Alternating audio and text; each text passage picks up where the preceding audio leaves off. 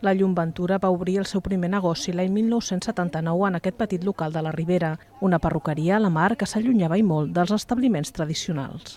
Era una petita biblioteca per a les dones del barri, no hi havia cap revista del Cort, donàvem informació dels avortaments clandestins que hi havia en aquells anys que baixava la François un cop al mes de França a practicar-los. O sigui, era un lloc de trobada de les dones del barri, però totalment diferent.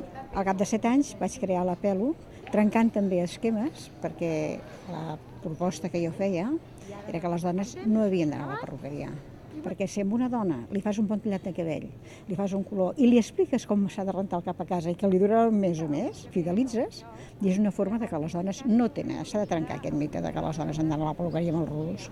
I una altra cosa, en pla molt divertit, va ser que les nits de lluna plena, obríem cada nit, fèiem preus especials i fèiem festes al carrer. En aquells anys es podien fer, ara no podríem fer-ho, no estaria permès, però fèiem música, fèiem teatre, recitals de poemes i preus especials. Aquella nit tot el que es facturava era pels companys de treball meu que treballaven aquella nit.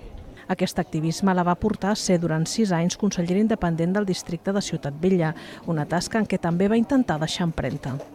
Vaig fer el projecte de les dones del 36, que va ser les primeres coses de recuperació de la memòria històrica de les dones. Vam crear un festival de flamenc a Ciutat Vella, vam fer també el projecte de tallers oberts en aquells anys, del Raval. O sigui, recordo unes quantes coses que penso que va valer la pena. No? La Llum s'ha jubilat fa un temps de la seva activitat laboral. Continua, però, la lluita social. Amb els partits polítics sí que no en vull saber res, ja fa temps. I justament perquè vaig conèixer el sistema des de dintre, o sigui, ara totalment antisistema i desitjant que realment arribi un canvi. En aquest moment estic implicada en el tema de guanyar en Barcelona i espero i desitjo que a través d'aquí pugui venir un canvi municipalista, esperem que sí.